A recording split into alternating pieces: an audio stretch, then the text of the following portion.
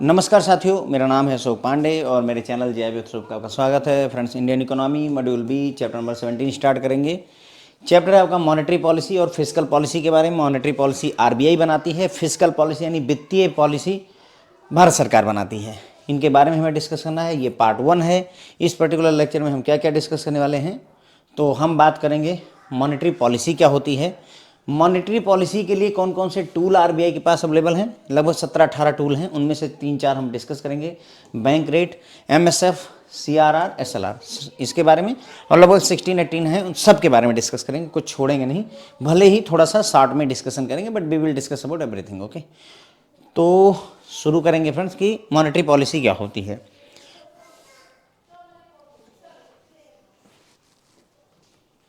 तो देखिए, मॉनेटरी मतलब मनी से रिलेटेड जो पॉलिसी बनाई जाती है सर, मॉनेटरी पॉलिसी कहते हैं। मनी से रिलेटेड, मनी से रिलेटेड क्या पॉलिसी की ज़रूरत है। देखो, अगर पैसा ज़्यादा हो जाएगा तो भी प्रॉब्लम है, पैसा कम हो जाएगा तो भी प्रॉब्लम है। हमारे लिए नहीं, देश के लिए, ठीक है। हमारे लिए रहेगा तो भाई, अगर कम रहेगा तो गरीबी में बिता लेंगे, ज़्यादा रहेगा तो अमीरी में बिता लेंगे, लेकिन देश के लिए प्रॉब्लम हो जाती है। कैसे प्रॉब्लम होती है मैं समझाता हूँ आपको। जैसे मान लो कि अगर हर भारतीय को 1-1 करोड़ रुपए दे दिए जाएं भारत सरकार द्वारा कि भाई 1-1 करोड़ रुपए सबके खाते में जमा करो आज, ठीक है। अब सबके खाते में अगर 1 करोड़ रुपए आ गए तो आपको क्या लगता है कि कोई काम करने जाएगा? नहीं।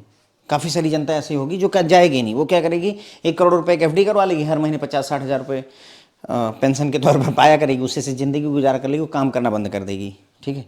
बेसिकली कहने का मतलब यह है कि अगर सभी मालिक बने रहेंगे तो काम कौन करेगा, ठीक है। तो इसलिए पैसा ज़्यादा भी नहीं होना चाहिए और पैसा कम भी नहीं होना चाहिए। अगर पैसे ही नहीं होंगे तो फिर बेसिक नीड्स नहीं पूरी होंगी, भूखमरी मचेगी, लोग ठंड से मर जाते हैं, लोग बिना खाए मर जाते हैं, काइंड ऑफ दैट। तो ये सारी प्रॉब्लम, इसीलिए मनी को बैलेंस बना करके रखना जरूरी होता है। और ये काम कौन करता है? रिजर्व बैंक ऑफ इंडिया करता है, ठीक है। तो monetary policy is the tool by which central bank, reserve bank of India control करता है। सेंट्रल बैंक यानी हर देश का सेंट्रल बैंक करता है। हमारे यहाँ central bank reserve bank of India है। क्या कंट्रोल करता है? द सप्लाई ऑफ मनी, कितनी मनी की सप्लाई होनी चाहिए, अवेलेबिलिटी ऑफ मनी, कितना मनी अवेलेबल होना चाहिए, कॉस्ट ऑफ मनी या उसे रेट ऑफ इंटरेस्ट कहा गया। इन 3 चीज़ों को जो है कंट्रोल करने का प्रयास करता है कौन? Monetary policy. मॉनेटरी पॉलिसी कौन बनाता है? रिजर्व बैंक ऑफ इंडिया बनाता है, ठीक है। क्या उद्देश्य रहता है? मनी का कंट्रोल रखना अपने पास में। क्या क्या कंट्रोल? मनी की सप्लाई, मनी की अवेलेबिलिटी, कॉस्ट ऑफ मनी या रेट ऑफ इंटरेस्ट, इन सभी चीज़ों को कंट्रोल करने का प्रयास किया जाता है, ठीक है। फिर आगे बढ़ते हैं। रिजर्व बैंक ऑफ इंडिया जो है, reserve bank of India monetary policy बनाता है on by monthly basis. By monthly का मतलब हर 2 महीने में, एवरी 2 मंथ में एक बार जो है policy reserve bank of India द्वारा मॉनेटरी पॉलिसी बनाई जाती है। ध्यान रखेंगे इसकी फ्रीक्वेंसी, इंपॉर्टेंट फैक्टर है अपने आप में, ठीक है। मॉनेटरी पॉलिसी आरबीआई द्वारा बाई मंथली बनाई जाती है। बाई मंथली मतलब हर 2 महीने में एक बार, हर 2 महीने में एक बार। जनवरी फरवरी की एक पॉलिसी होगी, मार्च अप्रैल की एक पॉलिसी होगी, ऐसे समझ लीजिए। जनवरी या फिर ऐसे समझ लीजिए, अक्टूबर नवंबर की एक पॉलिसी, दिसंबर जनवरी की एक पॉलिसी हो जाएगी, ओके। मॉनेटरी पॉलिसी 2 तरीके की होती है। एक होती है एक्सपेंशनरी और दूसरा कॉन्ट्रैक्शनरी। मतलब एक्सपेंशन मतलब बढ़ना और कॉन्ट्रैक्ट करना मतलब, कॉन्ट्रैक्टिंग मतलब संकुचन करना, हिंदी में अगर बोला जाए तो इसका मतलब होता है फैलाव, बेसिकली बढ़ना, फैलाव, और इसका मतलब संकुचन यानी कि छोटा होना, ठीक है। क्या होता है इसका मतलब? संकुचन होता है। तो 2 तरीके की पॉलिसी होती है। एक पॉलिसी जो मनी को बढ़ाती है, एक्सपेंशनरी पॉलिसी, मनी की सप्लाई बढ़ाएगी, और एक पॉलिसी होगी जो मनी की सप्लाई को घटाएगी। तो जो बढ़ाती है उसे एक्सपेंशनरी पॉलिसी हम कहते हैं। It increases the supply of money, expansionary कहा गया तो इसका मतलब मनी की सप्लाई बढ़ाई जाएगी। तो मनी की सप्लाई इकोनॉमी में ये बढ़ाती है, कौन? एक्सपेंशनरी। इसका काम ही एक्सपेंड करना, बढ़ाएगी, ठीक है। It is traditionally use to combat unemployment in a recession period by lowering the interest rate. तो एक्सपेंशनरी पॉलिसी किस लिए यूज की जाती है? अनएम्प्लॉयमेंट से लड़ने के लिए की जाती है इसका यूज। किसके लिए? अनएम्प्लॉयमेंट से लड़ने के लिए। जब हमारी इकोनॉमी रिसेशन से गुजर रही होगी, रिसेशन के पीरियड से गुजर रही होगी, उस समय अगर मनी ज़्यादा अवेलेबल हो जाएगी तो ऑब्वियसली पैसा ज़्यादा बैंकों के पास होगा, तो वो लोन सस्ते में देने लगते हैं, तो रेट ऑफ इंटरेस्ट कम होता है, जिसकी वजह से अनएम्प्लॉयमेंट से हम लड़ पाते हैं। ज़्यादा लोन बांटेंगे, सस्ते में बांटेंगे, लोग लोन लेंगे, बिजनेस लगाएंगे, लोगों को रोजगार मिलेगा। तो हमारा उद्देश्य यहाँ पर अनएम्प्लॉयमेंट से लड़ना होता है। तो 2 बातें हो गई। एक्सपेंशनरी पॉलिसी की खासियत ये हो गई, पहला तो मनी की सप्लाई को बढ़ाता है, मनी की सप्लाई इंक्रीज होता है, और दूसरा ये अनएम्प्लॉयमेंट से लड़ने में मदद करता है रिसेशन के टाइम में। कैसे मदद करेगा? इंटरेस्ट रेट को लोअर करके। इंटरेस्ट रेट कैसे लोअर होता है? जब ज़्यादा मनी हो जाएगी तो बैंक बोलेगा कि ले करके जाओ यार, इसको हमारे पास पैसा पड़ा हुआ है, हम क्या करेंगे, तो सस्ते में लेकर जाओ। जब सस्ते में आदमी को लोन मिलेगा तो वो बिजनेस स्टार्ट करता है, बिजनेस स्टार्ट करेगा तो लोगों को नौकरियां मिलती हैं। ओके, दूसरी आती है कॉन्ट्रैक्टरी पॉलिसी, कॉन्ट्रैक्ट करना, कम करना। तो इसमें क्या होता है? It decreases the total money supply, ये मनी की सप्लाई को घटा देगा। यहाँ बढ़ा रहे तो यहाँ घटा देते हैं। It involves raising the interest rate in order to combat inflation, इसका काम क्या होता है? इसमें हम इन्फ्लेशन यानी महंगाई से लड़ते हैं। यहाँ पर हम किससे लड़ रहे हैं? महंगाई से। यहाँ किससे लड़ रहे थे? अनएम्प्लॉयमेंट से लड़ रहे थे। यहाँ महंगाई से लड़ते हैं। महंगाई बहुत ज़्यादा बढ़ गई है, महंगाई बढ़ गई है तो उस केस में क्या होगा? कॉन्ट्रैक्टरी पॉलिसी आएगी जो कि पैसे की कमी कर देगी। जब पैसा कम होगा तो बैंक जो है लोन देना पसंद नहीं करेंगे, या देंगे तो बहुत महंगे में देंगे। अगर इंटरेस्ट रेट बढ़ जाएगा तो लोग लोन कम लेंगे, एम्प्लॉयमेंट के अवसर घटेंगे, साथ ही साथ में हर एक्टिविटी कम हो जाएगी। जब कम हो जाएगी तो डिमांड घटेगी, डिमांड की वजह से इन्फ्लेशन यानी महंगाई भी घट जाती है। कुल मिला करके ये है इसका मोरल। ठीक है भाई, तो ये दो तरीके की पॉलिसी हो गई। अब आगे है टूल्स ऑफ मॉनेटरी पॉलिसी की बात करनी है, पर हम पहले ये देख लेते हैं। तो मैंने अभी तक आपको बताया कि रिजर्व बैंक ऑफ इंडिया यानी हमारा हर एक देश का सेंट्रल बैंक, हमारे देश का आरबीआई है। तो मॉनेटरी पॉलिसी एक टूल होता है जिसकी सहायता से तीन चीज़ें कंट्रोल करी जाती है। मनी का कंट्रोल किया जाता है रिजर्व बैंक ऑफ इंडिया द्वारा, मनी की सप्लाई को, मनी की अवेलेबिलिटी को, और कॉस्ट ऑफ मनी या रेट ऑफ इंटरेस्ट को कंट्रोल किया जाता है। Reserve bank of India monetary policy बनाती है, उसकी फ्रिक्वेंसी क्या है? बाई मंथली बेसिस पर। बाई मंथली का ध्यान रखिएगा, हर 2 महीने में एक बार। बाई मंथली मतलब हर 2 महीने में एक बार वो पॉलिसी बनाती है। मॉनेटरी पॉलिसी दो तरीके की होती है, एक्सपेंशनरी और कॉन्ट्रैक्टरी। एक्सपेंशनरी पॉलिसी में क्या होता है? एक्सपैंड किया जाता है, मनी की सप्लाई को बढ़ाया जाता है। कॉन्ट्रैक्टरी में मनी की सप्लाई को घटाया जाता है। तो एक्सपेंशनरी में मनी की सप्लाई को बढ़ा दिया जाता है, ज़्यादा पैसा लोगों के पास आ जाता है, बैंक के पास आ जाता है। तो ये हमें अनएम्प्लॉयमेंट में लड़ने में मदद कर। अनएम्प्लॉयमेंट क्यों? क्योंकि जो है रेट ऑफ इंटरेस्ट घट जाएगा, मनी ज़्यादा होगी, रेट ऑफ इंटरेस्ट घटेगा, बदले में रोजगार के अवसर बनेंगे, अनएम्प्लॉयमेंट हम कंट्रोल कर पाएंगे। उसके बाद में कॉन्ट्रैक्टरी पॉलिसी में क्या होता है? टोटल मनी की सप्लाई को हम घटा देते हैं। इसमें हम इंटरेस्ट रेट बढ़ेगा ही, ज़्यादा पैसे कम होंगे। अगर इकोनॉमी में बैंकों के पास पैसा कम होगा तो वो उसे महंगे में देंगे, लोन महंगे में देंगे। अगर महंगे में लोन देंगे तो लोग लोन लेना पसंद कम करेंगे।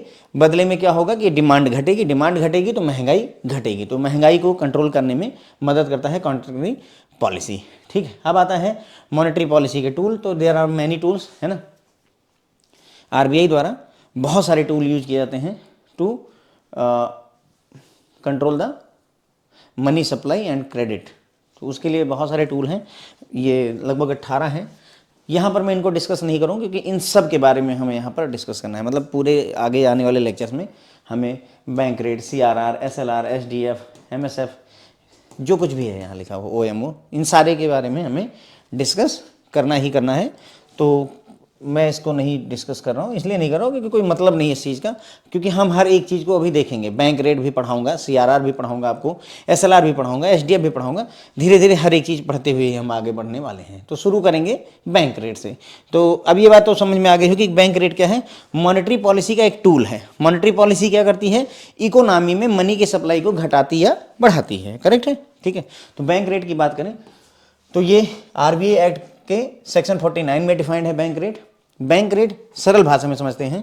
Bank rate is the rate at which the reserve bank of India provide the loan to commercial bank without keeping any security या collateral from the bank. Simple भाषा में यह है कि बैंक रेट वह रेट है जिस पर reserve bank of India commercial बैंकों को लोन देता है बिना कुछ भी गिरवी या बंधक रखे हुए। ठीक है, it is the rate of interest paid by bank to RBI. तो बैंक रेट क्या होता है? अगर बैंक ने लोन ले रखा है तो बदले में बैंक द्वारा आरबीआई को इंटरेस्ट पे किया जाएगा। जो इंटरेस्ट पे किया जाता है उसे ही सर हम बैंक रेट कह देते हैं। ठीक है, अब आरबीआई की भाषा में देख लेते हैं। Bank rate is the rate at which RBI ready to buy or rediscount the bill of exchange और other commercial paper without pledging security. तो बैंक रेट वह रेट है जिस पर रिजर्व बैंक ऑफ इंडिया तैयार है खरीदने के लिए या रेट डिस्काउंट करने के लिए क्या? बिल ऑफ एक्सचेंज को या अदर कमर्शियल पेपर को बिना किसी सिक्योरिटी को प्लेज किए हुए। कोई चीज़ बंधक नहीं रखनी है।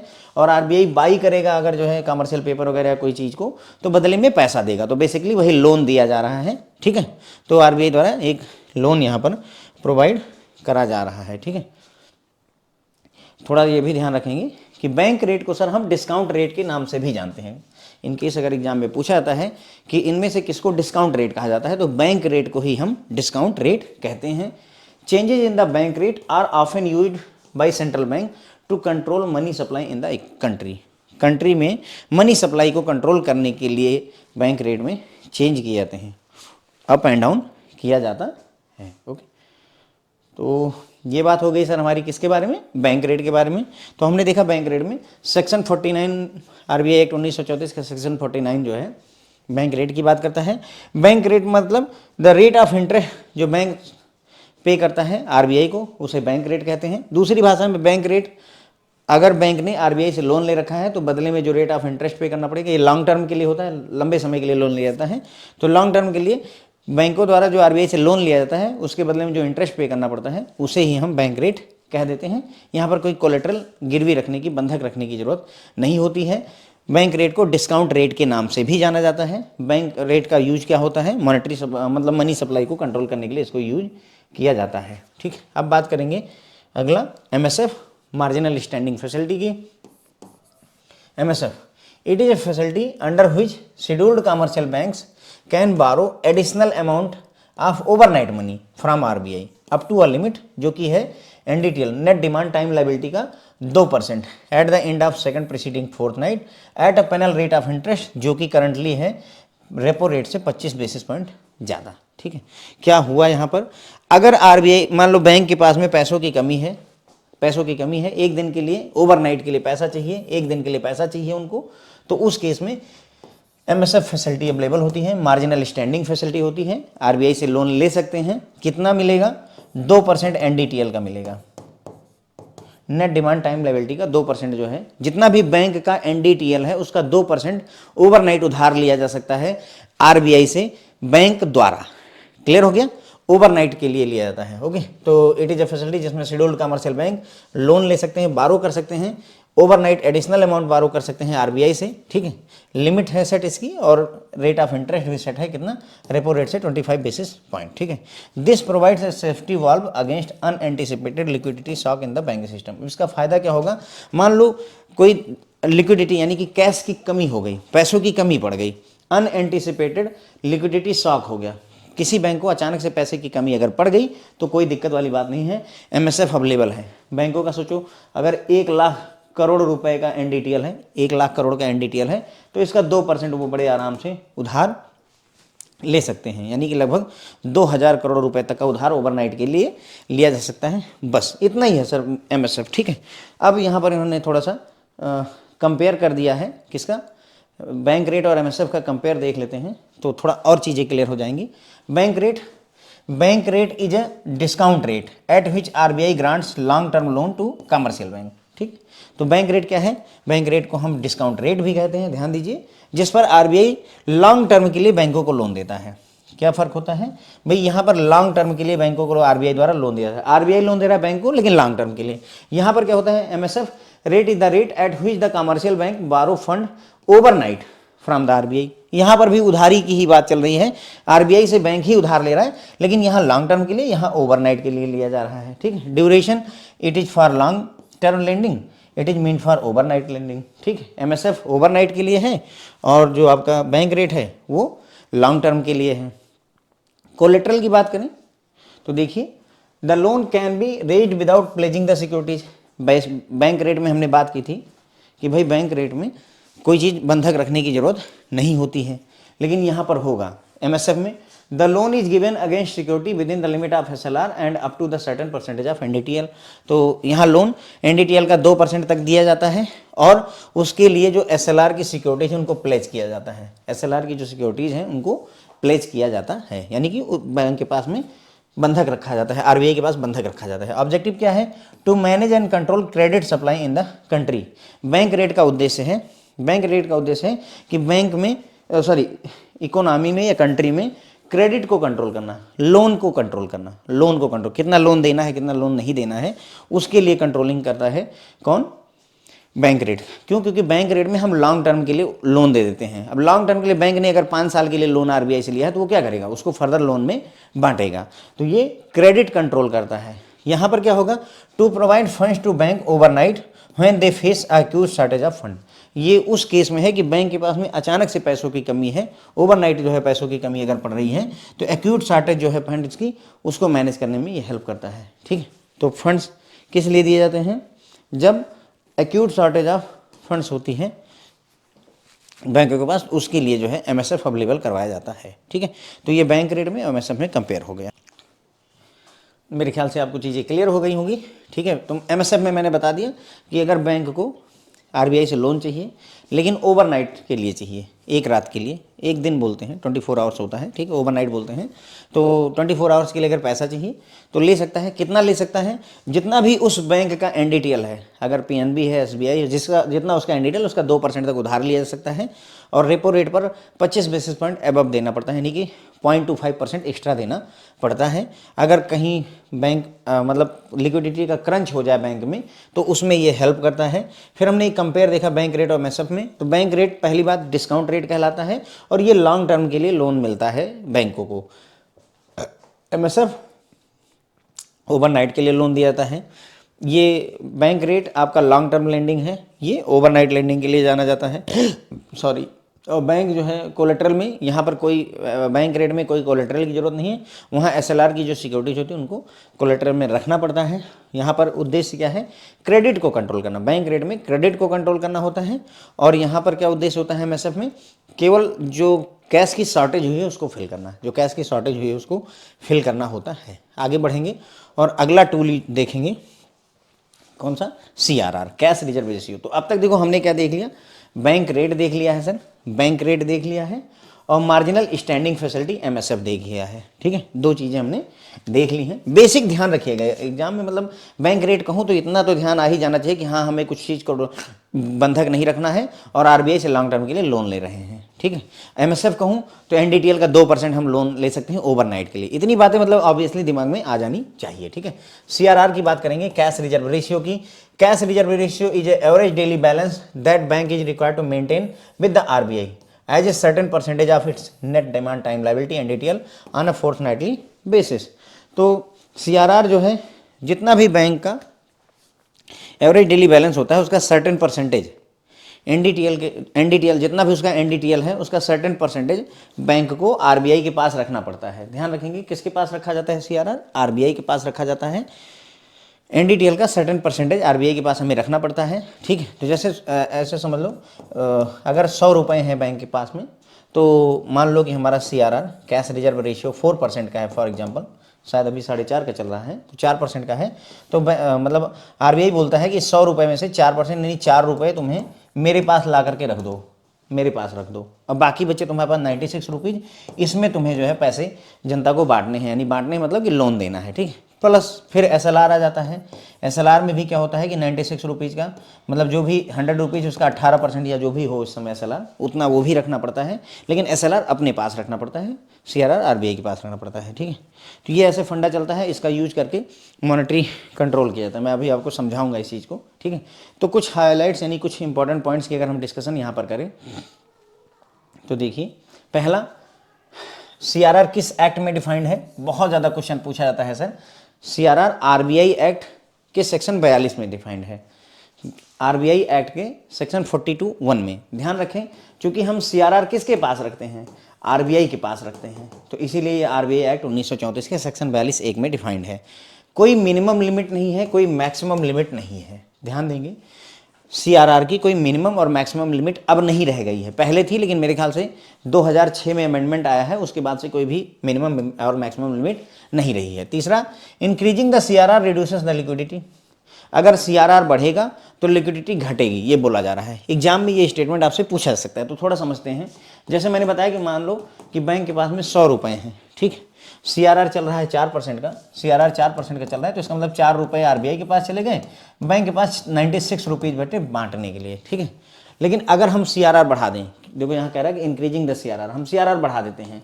अब 100 रुपीज़ है बैंक के पास, मान लेते हैं सीआरआर हो गया 10%, कितना? 10%, तो 10 रुपये आरबीआई के पास चले गए। अब बैंक के पास कितना बचा? सिर्फ 90 रुपये बचे। तो पहले बैंक कितने रुपए का लोन बांटता था? 96 रुपीज़ का। अब बैंक कितने रुपए का लोन बांट सकता है? 90 रुपये का। कैश कम हुआ आरबीआई के पास कि नहीं? हाँ सर, बिल्कुल कम हुआ, 6 रुपये कम पड़ गए। ठीक है। तो अगर कैश कम हुआ तो बैंक के पास पैसे कम है लोन बांटने के लिए, लिक्विडिटी कम हुई। यही बता रहा है कि अगर सीआरआर इंक्रीज होता है तो उसकी वजह से लिक्विडिटी, मार्केट में पैसा कम हो जाता है।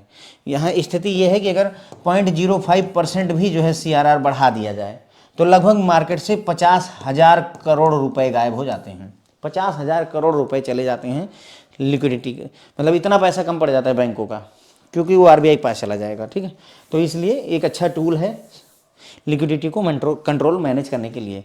जस्ट उल्टा, decreasing the CRR increases the liquidity.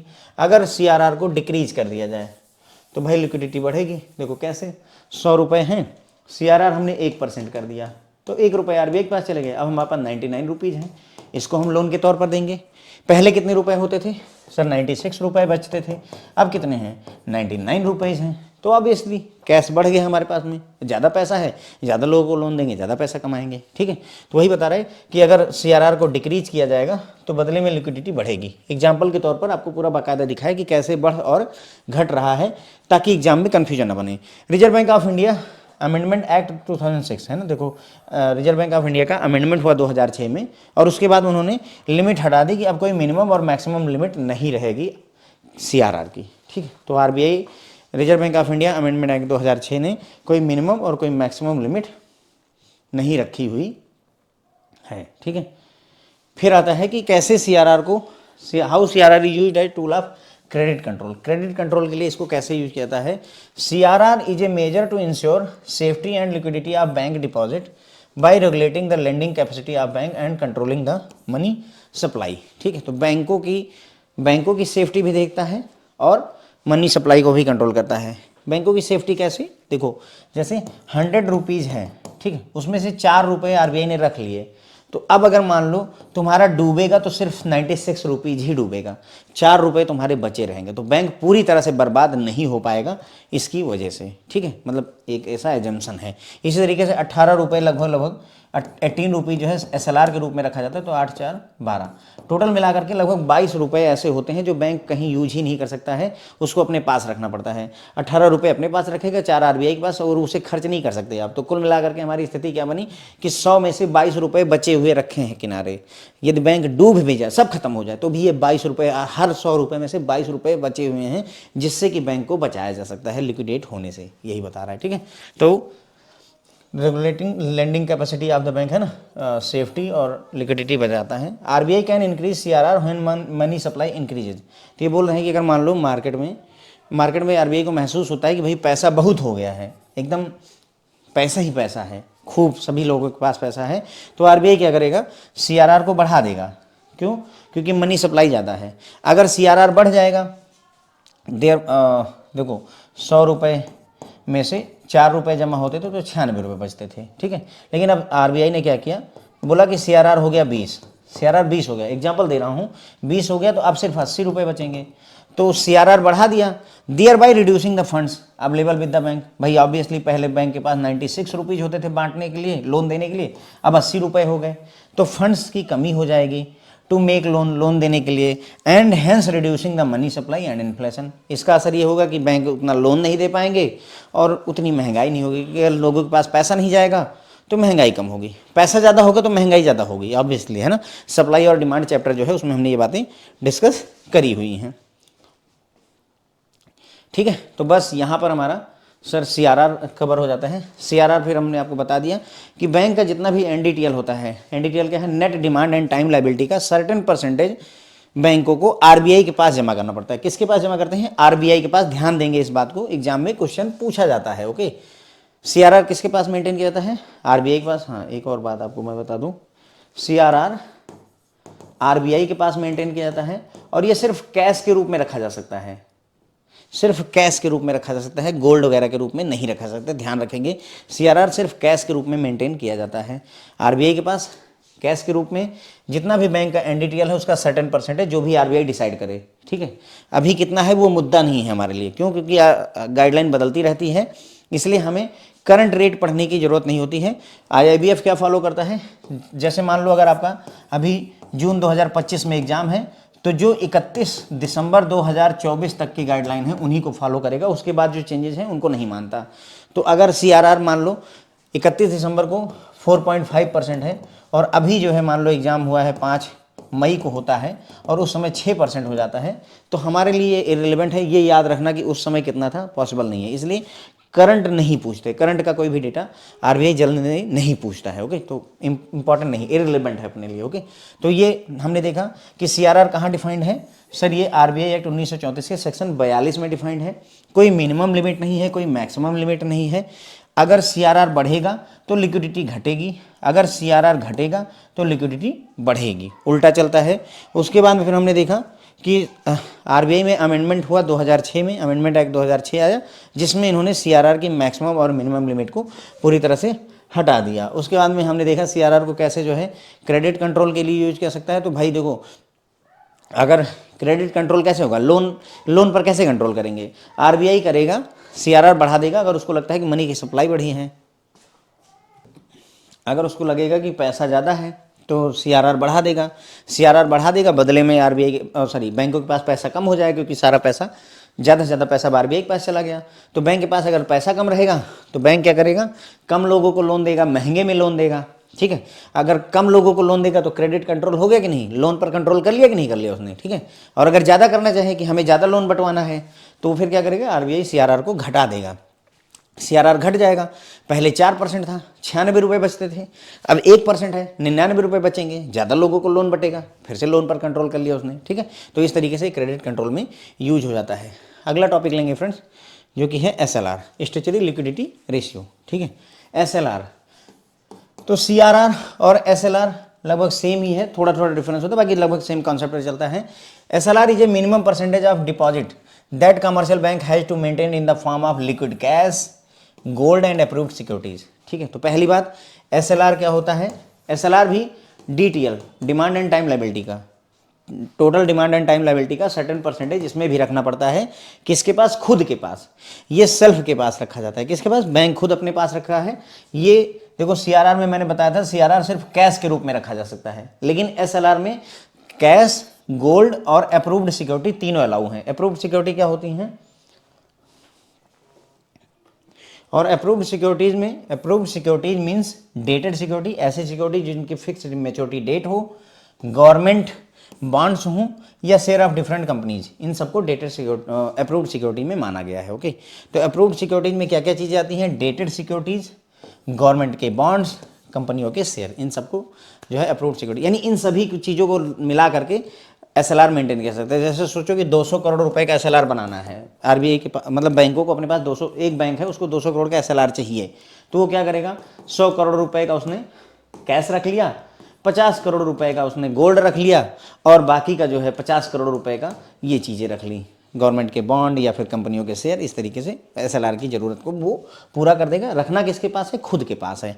SLR जो है देखो, section 24 of the banking regulation act 1949 mandate करता है एसएलआर के लिए। तो एसएलआर कहाँ डिफाइंड है, बैंकिंग रेगुलेशन एक्ट के सेक्शन 24 में, सेक्शन 24 में। तो देखिए थोड़ा सा मैंने आपको बताया, सीआरआर खुद बैंक के पास रहता है, नहीं आरबीआई के पास रहता है, सीआरआर आरबीआई के पास रहता है, इसीलिए आरबीआई एक्ट क्या होगा, आरबीआई एक्ट 1934 में डिफाइंड है। ठीक है, एसएलआर कहाँ रहता है, एसएलआर बैंक के पास रहता है।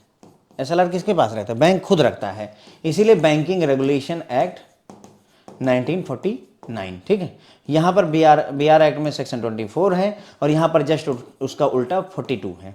याद रखिए, इसलिए बता रहा हूँ क्योंकि एग्जाम में पूछे जाते हैं और वहाँ कन्फ्यूजन भी खूब बनती है। एक साथ वो लिख देंगे बैंकिंग रेगुलेशन एक्ट का सेक्शन 42, बैंकिंग रेगुलेशन एक्ट का सेक्शन 24, फिर वहाँ कन्फ्यूजन बन जाती है कि 24 था कि 42 था। ठीक है, तो याद रखें, आरबीआई एक्ट था कि बैंकिंग रेगुलेशन एक्ट था, कन्फ्यूजन, तो कन्फ्यूजन दूर रखिए। इसीलिए मैं समझा रहा हूँ कि सीआरआर चूंकि आरबीआई के पास मेंटेन होता है, इसलिए आरबीआई एक्ट 1934 के तहत आएगा, और एसएलआर बैंक खुद अपने पास रखता है, तो इसलिए बैंकिंग रेगुलेशन एक्ट 1949 के तहत आएगा, सेक्शन 24, सेक्शन 42। ठीक है, ये किसी हमारे जो है फ्रेंड्स ने बताया हुआ है कि इसको इस ट्रिक से याद रख सकते हैं, जो सीआईबी पढ़ाते समय मेरे काफ़ी सारे मित्र मदद करते हैं, तो उनके द्वारा दिया गया ये आइडिया है। ठीक है, it is the reserve requirement that banks are expected to keep with itself before offering credit to the customer. तो ये एक रिजर्व रिक्वायरमेंट है जिसमें बैंकों को एसएलआर अपने पास खुद के पास रखना पड़ता है। बताया था मैंने ना कि एसएलआर आपको अपने पास ही रखना पड़ता है। SLR is fixed by reserve bank of India. SLR कौन फिक्स करेगा? Reserve bank of India. और ये किस लिए? It is A form of control over the credit growth in India. Credit की ग्रोथ, लोन की ग्रोथ कितनी होनी है नहीं होनी है, उसको कंट्रोल करने के लिए ही एसएलआर का यूज किया जाता है। ठीक है, फिर अगला देखेंगे, कोई मिनिमम लिमिट नहीं है एसएलआर में। अगर आप बुक देखेंगे मैकमिलन में तो वहाँ 18% लिखा हुआ है, लेकिन वो गलत है। मिनिमम कोई लिमिट नहीं है एसएलआर की। बुक में 18% दिया है, लेकिन वो गलत है फ्रेंड्स। ओके, अपडेट हो गया है और भी 2006 का अपडेटेड है, क्योंकि सीआईबी में भी ये टॉपिक है, सीआईबी में भी ये टॉपिक है और वहाँ पर मैकमिलन की बुक में ही ये चीज़ लिखी हुई है। तो कोई मिनिमम लिमिट नहीं है और मैक्सिमम लिमिट 40% है। ठीक है, of total demand and time liability, DTL, ध्यान रखेंगे यहाँ डीटीएल होता है और सीआरआर में एनडीटीएल होता है। सीआरआर में नेट डिमांड टाइम लायबिलिटी होती है, यहाँ पर एसएलआर में आपका demand and time liability, total demand and time liability होती है। ठीक है, तो अगर कंपेयर बेसिस पर देखें तो सीआरआर में मिनिमम कोई लिमिट नहीं, मैक्सिमम कोई लिमिट नहीं, और एसएलआर में minimum yes there is a limit, नहीं मिनिमम कोई लिमिट नहीं है और मैक्सिमम में लिमिट है 40% की। ठीक, कितनी है? 40% की लिमिट है। तो मे बी एग्जाम में you can get A question, तो याद रखें इस चीज़ को। अब यहाँ पर डिफरेंस की बात करेंगे हम, डिफरेंस पढ़ लेंगे तो थोड़ा सा और क्लियर हो जाएगा। CRR, CRR is the amount of money that banks are oblige to park with the central bank यानी RBI in the form of cash. तो ये सीआरआर क्या होता है? एक एनडीटीएल का सर्टेन परसेंटेज होता है जो बैंकों को आरबीआई के पास रखना पड़ता है कैश के रूप में। यहाँ पर एसएलआर क्या होता है? एसएलआर भी सर्टेन परसेंटेज होता है जो बैंकों को खुद के पास मेंटेन करना पड़ता है, और किस रूप में? कैश, गोल्ड या अप्रूव्ड सिक्योरिटीज के रूप में रख सकते हैं, जिन्हें लिक्विड एसेट कहा जाता है। इनको क्या बोलते हैं friends? Liquid asset. SLR is amount of fund that banks are required to maintain as liquid asset. Liquid asset में क्या चीज़ें आती हैं? कैश, गोल्ड, अप्रूव्ड सिक्योरिटीज सब आ जाती हैं। Regulates monetary stability of the country. इसकी सहायता से मनी की स्टेबिलिटी देखी जाती है, मनी कम है ज़्यादा है उसको मैनेज किया जाता है। इसकी सहायता से क्रेडिट एक्सपेंशन को कंट्रोल किया जाता है, क्रेडिट यानी कि लोन को, यहाँ पर लोन देखा जाता है, यहाँ पर पैसे देखे जाते हैं। यूज क्या है सीआरआर का? To drain out excess money out of the economic system. अगर इकोनॉमी में बहुत ज़्यादा पैसा हो गया तो उसको खत्म करने के लिए, सोख लेने के लिए, ड्रेन आउट करने के लिए सीआरआर का यूज किया जाता है। To ensure the solvency of commercial bank. SLR किस लिए यूज किया जाता है? ताकि बैंक डूबे नहीं। सॉल्वेंसी मतलब कि वो डूबे नहीं, उनके पास पर्याप्त पैसा रहे। किसके साथ सीआरआर मेंटेन किया जाता है? आरबीआई के पास जमा किया जाता है, और एसएलआर बैंक खुद अपने पास रखता है।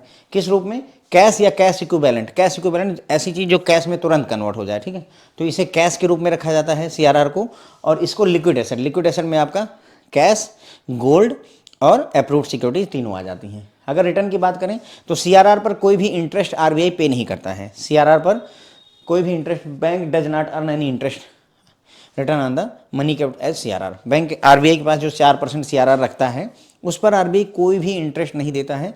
तो एक तरीके से हमारा पैसा फंसा हुआ होता है, हमारे पास पैसा तो है पर हम कमाते नहीं हैं।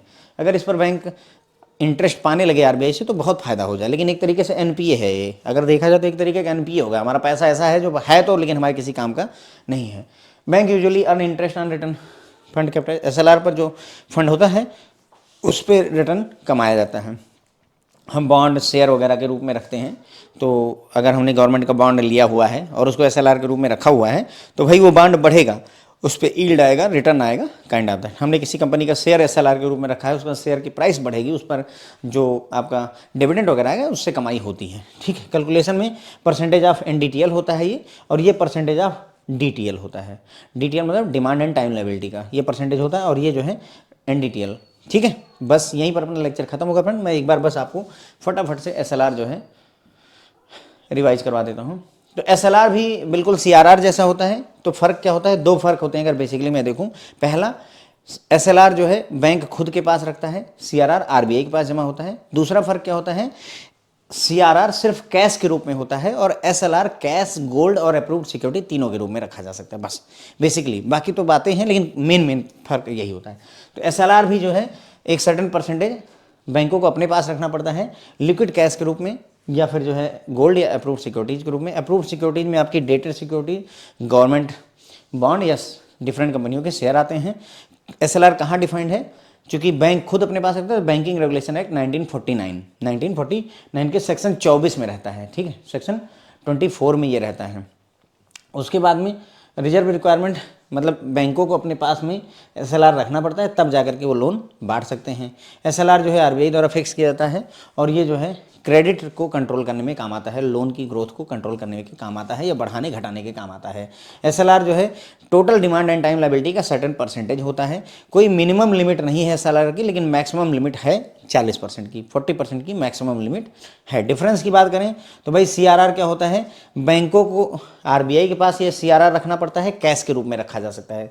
CRR बैंक RBI के पास रखेगा, कैश के रूप में रखेगा। SLR बैंक खुद अपने पास रखता है और ये लिक्विड एसेट के रूप में, यानी कि जो है आपका कैश, गोल्ड या अप्रूव्ड सिक्योरिटीज के रूप में रखा जा सकता है। इससे मॉनेटरी स्टेबिलिटी लाई जाती है, इससे क्रेडिट एक्सपेंशन देखा जाता है या फिर बैंकों का क्रेडिट एक्सपेंशन वगैरह कंट्रोल किया जाता है। ठीक है, यूजेज क्या है, CRR की सहायता से हम इकोनॉमी में मनी की सप्लाई को बढ़ा सकते हैं। यहाँ बैंकों को डूबने से बचाने के लिए यूज होता है। जो CRR है वो RBI के पास रखा जाता है, SLR बैंक खुद अपने पास रखता है। उसके बाद में कैश, CRR कैश के रूप में रखा जाता है, SLR लिक्विड एसेट यानी कि कैश, गोल्ड और अप्रूव्ड सिक्योरिटी के रूप में रखा जाता है। रिटर्न में बात करें तो CRR पर कोई भी रिटर्न नहीं मिलता है, कोई भी RBI इंटरेस्ट नहीं पे करती है, CRR पर कोई इंटरेस्ट नहीं है।